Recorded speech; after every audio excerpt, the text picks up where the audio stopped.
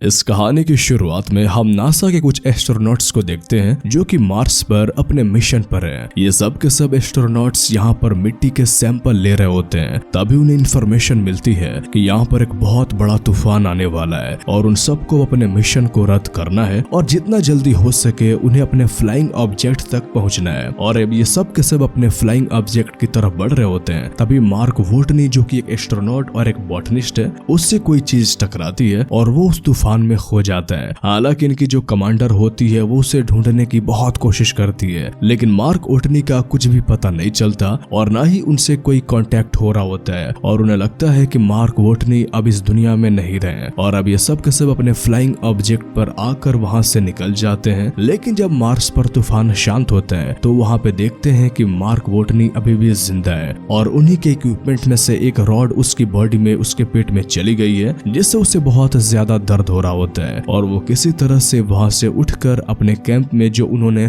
Shelter के लिए वहां पे लगाया होता है उसके अंदर पहुंचता है और वो अपनी बॉडी से उस रॉड को निकालता है। मार्क वोटनी यहाँ से किसी से भी कांटेक्ट नहीं कर सकता क्योंकि कांटेक्ट करने के जितने भी इक्विपमेंट्स होते हैं वो सब के सब तूफान में तबाह हो चुके होते हैं और वोटनी अब यहाँ पर अकेला फंसा हुआ होता है। उसके साथियों को भी ये लगता है कि अब वो इस दुनिया में नहीं है और अगर उसे यहाँ से निकालना है तो उसे अगले 4 सालों तक इंतजार करना पड़ेगा क्योंकि नासा का अगला प्रोजेक्ट 4 साल बाद यहाँ से 3200 किलोमीटर की दूर पर आएगा और उसे वहाँ पहुँचना होगा। लेकिन वोटनी 4 साल तक इंतजार नहीं कर सकता क्योंकि उसके पास 4 सालों तक का खाना नहीं है और अब उसे किसी भी तरह से अपने लिए खाना अरेंज करना होगा। इसलिए वो डिसाइड करता है कि यहाँ मार्स पर वो खेती करेगा। उसके पास आलू होते हैं और वो यहाँ पे आलू उगाना चाहता है, लेकिन उसे मिट्टी को फर्टाइल बनाने के लिए बहुत सारे पानी की जरूरत पड़ेगी और मार्स पर पानी नहीं होता क्योंकि वोटनी एक बॉटनिस्ट है और उसे पता है कि खेती करने के लिए किन किन चीजों की जरूरत होती है। और अब वो यहाँ पे खेती करने की तैयारी करता है। वोटनी एक जगह बहुत सारे मिट्टी इकट्ठा करता है और उसमें आलू डालता है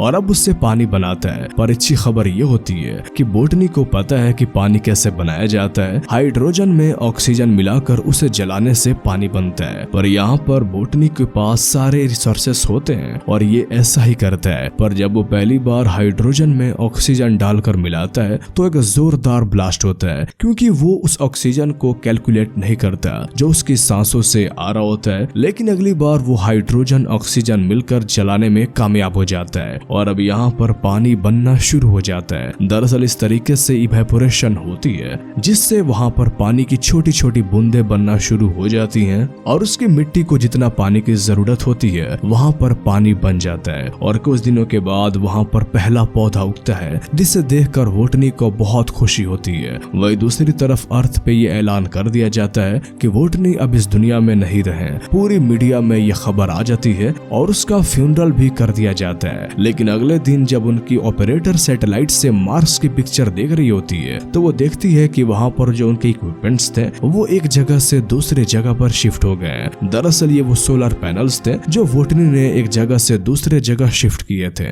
और वो अपने सीनियर्स को बुलाती है और वो सब समझ जाते हैं कि वोटनी मार्स पर अभी भी जिंदा है। लेकिन उनका सीनियर कहता है कि हम जानते हैं कि वो जिंदा है, लेकिन जब तक हम वहाँ पहुँचेंगे वो भूख से मर जाएगा। उसका कहना कहीं ना कहीं सही भी होता है क्योंकि जमीन से मार्स तक पहुँचने के लिए उन्हें कई महीनों का सफर तय करना पड़ेगा और वो जानते हैं कि वोटनी के पास इतने टाइम के लिए खाना नहीं है। अब वोटनी को मार्स पर पूरे 70 दिन हो चुके हैं और वो हिसाब लगाते हैं कि नासा का अगला मिशन जो मार्स पे उतरेगा वो 4 साल बाद उतरेगा और वो भी यहाँ से 3200 किलोमीटर दूर है और तब उसे वहाँ पहुँचना होगा। और इस सफर को तय करने में उसे करीब 50 दिन लग जाएंगे क्योंकि उसके पास जो गाड़ी है वो एक दिन में 35 किलोमीटर से ज्यादा नहीं चल सकती क्योंकि उसके बाद उसे उसके सोलर पैनल्स को रिचार्ज करना होगा। वहाँ नीचे नासा में लोग वोटनी तक खाना और मदद पहुँचाने के लिए तैयारी में होते हैं और उन्हें इसकी पूरी तैयारी में 3 महीने लगेंगे और जिस फ्लाइंग ऑब्जेक्ट को ये मार्स पर भेजेंगे उसे वहां पहुंचने में 9 महीने लगेंगे।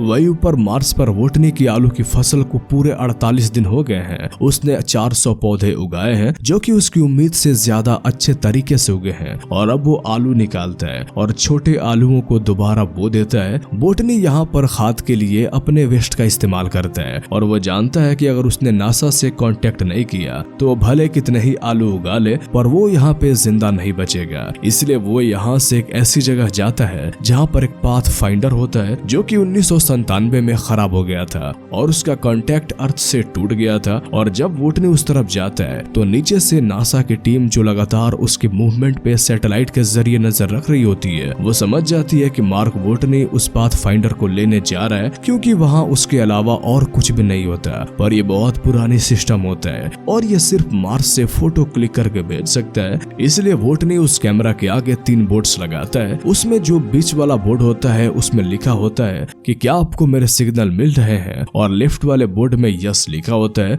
और राइट वाले में नो लिखा होता है। नासा की टीम उस पाथ फाइंडर के कैमरे को यस की तरफ मूव करते हैं और वोटनी समझ जाता है कि वो मुझे देख रहे हैं और इस बात से उसे बहुत खुशी होती है। इसके बाद वोटनी उनसे बात करने के लिए कोड्स का इस्तेमाल करता है और अभी आपस में मैसेज के थ्रू बात कर सकते हैं। नासा से उसे मैसेज आ जाता है कि तुम्हारे लिए खाना और जरूरी सामान भिजवा रहे हैं। वोटनी को यहाँ पर यह भी पता चलता है कि अभी तक नासा ने उसके क्रू को ये नहीं बताया कि अभी भी वो जिंदा है और जिस क्रू का ये मेंबर था वो अभी भी स्पेस में और अर्थ की तरफ आ रहे हैं, और अपनी सब बोटनी के क्रू को बता देती है कि बोटनी अभी भी जिंदा है। इससे उन क्रू मेंबर्स को बहुत खुशी होती है और दुख भी होता है। उन्हें दुख इसलिए होता है कि वो बोटनी को वहाँ अकेले छोड़ आए, लेकिन अब वो कुछ भी नहीं कर सकते। अब जब मार्स पर सब कुछ ठीक चल रहा होता है तभी एक दिन उस जगह जहाँ पर उसने आलू उगाए हैं वहाँ पर एक ब्लास्ट होता है और उसकी सारी की सारी फसलें खराब हो जाती है और अब वो दोबारा फसलें नहीं उगा सकता,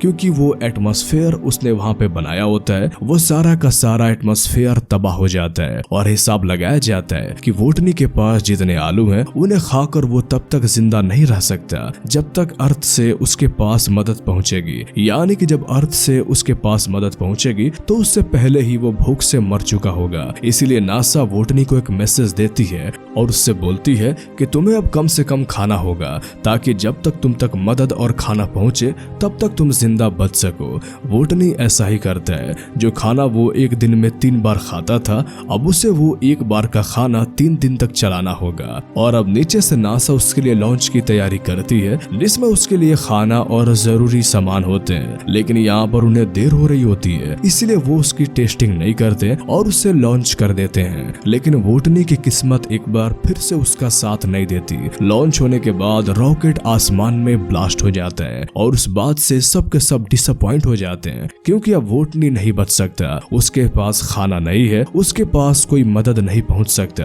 और जब वोटनी को पता चलता है कि लॉन्च फेल हो गई है तो वो टूट जाता है और वो नासा को एक मैसेज करता है। उसमें लिखा होता है कि मेरे माँ बाप को ये मैसेज जरूर पहुंचाना, मैं हार नहीं मान रहा और हमें हर अंजाम के लिए तैयार रहना चाहिए। अब उनसे कहना कि मुझे मेरा काम पसंद है और मैं इसमें माहिर भी हूँ, और अगर मैं इसमें मारा भी गया तो मेरी मौत के पीछे एक मकसद होगा जो मुझसे ज्यादा अहम है। उनसे कहना कि मैं मुश्किलों से नहीं डरा, मैंने उनका सामना किया। वही नासा पूरी तरह से उम्मीद छोड़ चुका है। पर चाइना नासा की मदद करने का फैसला करता है क्योंकि उनके पास स्पेस में जाने की पूरी तैयारी होती है और अब 28 दिनों में नासा चाइना की मदद से दोबारा लॉन्च करने की तैयारी करता है। अब यहीं पर एक लड़का होता है जिसका नाम रिच होता है और वो एक एस्ट्रोडायनेमिक में काम करता है। रिच नासा की टीम को वोटनी को बचाने का एक तरीका बताता है। वो कहता है कि जिस स्पेसशिप में बाकी का क्रू अर्थ पर वापस आ रहे हैं, अगर वो अर्थ पर वापस ना आकर अर्थ का चक्कर लगाए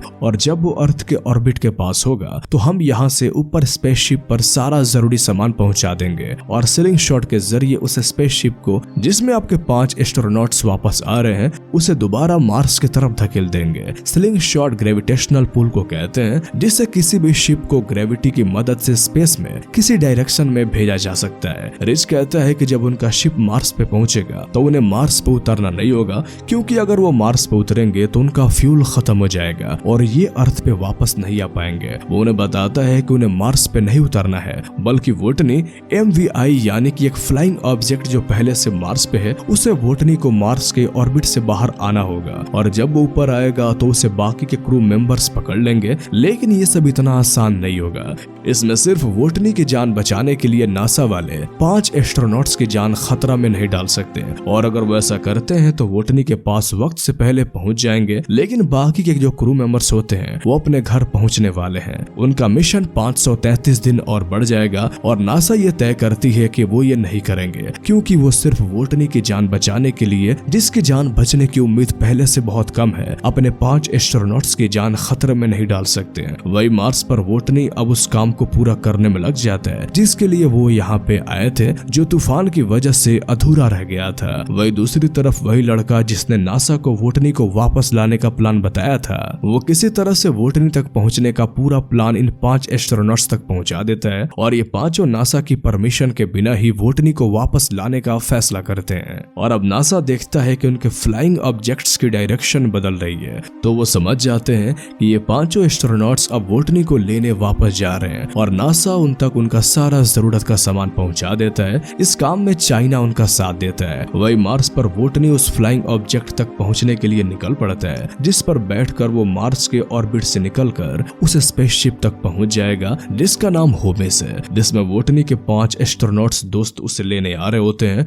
वोटनी अब 90 दिन के लिए लंबे सफर के बाद उस जगह तक पहुंच जाता है जहां से वो मार्स से निकल सकता है, लेकिन ये इतना आसान नहीं है क्योंकि इस फ्लाइंग ऑब्जेक्ट में वजन बहुत ज्यादा होता है। इसलिए वोटनी को उसके तकरीबन सारे पार्ट्स को निकालना पड़ता है, क्योंकि अगर वजन कम नहीं हुआ तो वोटनी स्पेस तक नहीं पहुंच पाएगा। और जिस फ्लाइंग ऑब्जेक्ट से वो 5 एस्ट्रोनॉट्स आ रहे हैं, अगर वो मार्स पे उतरे तो उनका फ्यूल खत्म हो जाएगा और वो वापस अर्थ पे नहीं पहुंच पाएंगे। इसलिए वोटनी को अपने फ्लाइंग ऑब्जेक्ट से 5000 किलो वजन कम करना होगा और वोटनी को अपने फ्लाइंग ऑब्जेक्ट से सभी सामान को उतार कर बाहर फेंकना पड़ता है। और अब वोटनी एक ऐसे फ्लाइंग ऑब्जेक्ट से स्पेस में जाएगा जिससे स्पेस तक पहुंचना बहुत मुश्किल है और वोटनी को ऐसा करना पड़ता है। पूरी दुनिया की नजर इस मिशन पे होती है और अब उसका फ्लाइंग ऑब्जेक्ट स्पेस की तरफ उड़ना शुरू हो जाता है और वो स्पेस में पहुंच जाता है। उसके साथ ही रेडियो के जरिए कम्युनिकेट करने की कोशिश करते हैं, लेकिन वो दबाव की वजह से बेहोश हो गया होता है, इसलिए वो उनसे बात नहीं कर पाता।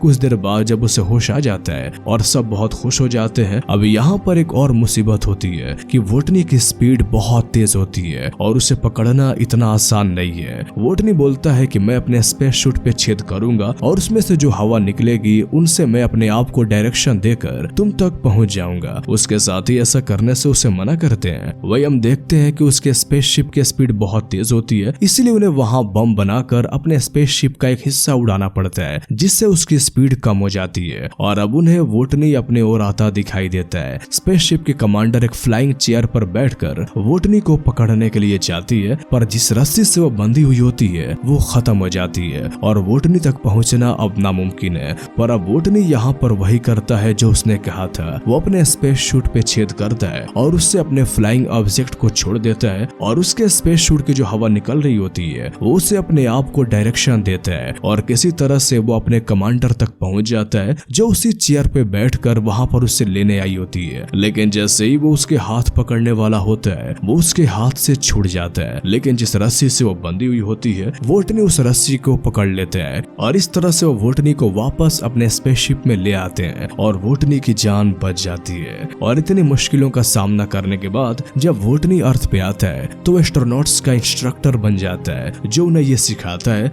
दूसरी दुनिया में दूसरे प्लैनेट पे जिंदा कैसे रहा जाता है। और इसी के साथ हमारी ये कहानी यहीं पे खत्म हो जाती है। तो कैसी लगी आपको ये मूवीज एक्सप्लेनेशन, हमें कमेंट करके जरूर बताएं। और अगर आप इस तरह की और भी कहानियां सुनना चाहते हैं तो हमारे इस चैनल को सब्सक्राइब कर लें। तो फिर मिलते हैं आपसे अगले वीडियो में, तब तक के लिए गुड बाय।